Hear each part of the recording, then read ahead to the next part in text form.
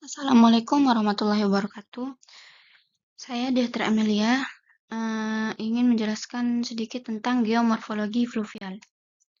Geomorfologi fluvial adalah cabang geomorfologi yang mempelajari bentuk permukaan bumi yang dibentuk oleh aktivitas air mengalir, terutama sungai dan aliran permukaan. Proses fluvial sangat berperan dalam membentuk bentang alam melalui kegiatan erosi, transportasi, dan sedimentasi material tanah maupun batuan. Yang pertama, sungai merupakan salah satu agen pembentuk muka bumi yang sangat penting. Air hujan yang jatuh ke permukaan bumi akan mengalir dari daerah tinggi ke daerah rendah melalui saluran-saluran alami. Dalam perjalanannya, air membawa energi yang digunakan untuk mengikis batuan, mengangkut sedimen, lalu mengendapkannya di tempat lain. Proses ini berlangsung terus-menerus selama ribuan hingga jutaan tahun, sehingga mampu mengubah bentang alam secara nyata. Pertama kita bahas tentang erosi. Erosi adalah proses pengikisan tanah atau batuan oleh aliran air pada daerah hulu sungai yang memiliki lereng curam. Kecepatan aliran air tinggi sehingga daya kikisnya besar. Kedua, transportasi. Material hasil erosi seperti pasir, lumpur, kerikil, dan batu akan dibawa oleh aliran sungai. Ketiga, ada sedimentasi. Sedimentasi terjadi ketika kecepatan aliran menurun sehingga sungai kehilangan tenaga angkut. Nah, erosi ini dibedakan menjadi tiga.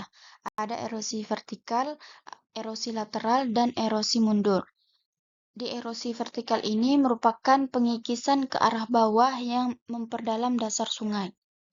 Di erosi lateral, yaitu pengikisan ke arah samping yang melebarkan lembah sungai. Erosi mundur sendiri merupakan pengikisan ke arah hulu yang menyebabkan sumber sungai bergeser. Cara pengangkutan sedimen dapat berupa traksi, merupakan material besar berguling di dasar sungai. Ada saltasi, yaitu partikel kecil meloncat-loncat. Ketiga, ada suspensi yang merupakan lumpur halus yang melayang dalam air. Yang keempat atau yang terakhir adalah larutan, yang merupakan mineral tertentu larut dalam air. Nah, bagian hulu merupakan terletak di daerah pegunungan atau dataran tinggi. Ciri-cirinya yaitu lereng curam, aliran deras, erosi vertikal dominan, banyak jeram dan air terjun, lembah terbentuk V. Nah, kedua ada bagian tengah, daerah peralihan antara hulu dan hilir. Ciri-cirinya sebagai berikut, yaitu lereng mulai landai, aliran lebih tenang, erosi lateral mulai dominan, mulai terbentuk kelokan sungai atau meander. Yang ketiga ada bagian hilir, terletak di dataran rendah mendekati muara. Ciri-cirinya aliran lambat, banyak pengendapan, sungai lebar, dataran banjir luas, dan delta sering terbentuk di muara. Nah, dataran banjir atau floodplain, daerah datar di kanan kiri sungai yang terbentuk dari endapan lumpur saat banjir. Kelima ada tanggul alam, gundukan tanah di tempat sungai akibat pengendapan material kasar saat banjir.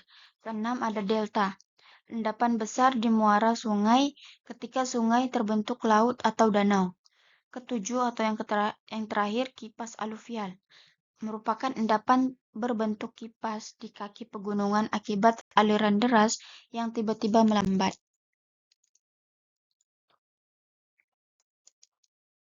Indonesia memiliki banyak bentang alam fluvial seperti Sungai Musi di Sumatera Selatan, Sungai Bengawan Solo di Jawa, Sungai Kapuas di Kalimantan, Sungai Mamberamo di Papua, dan Sungai Krung Aceh di Aceh. Sungai-sungai tersebut membentuk dataran aluvial yang penting bagi pertanian dan pemukiman. Geomorfologi fluvial merupakan ilmu yang mempelajari bentang alam yang dibentuk oleh aktivitas sungai dan air mengalir. Melalui proses erosi, transportasi, dan sedimentasi, sungai mampu membentuk lembah, meander, delta, dataran banjir, serta berbagai bentuk lahan lainnya. Proses ini dipengaruhi oleh iklim, topografi, batuan, vegetasi, dan aktivitas manusia. Kajian geomorfologi fluvial sangat penting dalam pengelolaan lingkungan, pembangunan wilayah, serta mitigasi bencana banjir dan longsor. Nah, segitu saja yang bisa saya jelaskan. Sekian. Terima kasih. Assalamualaikum warahmatullahi wabarakatuh.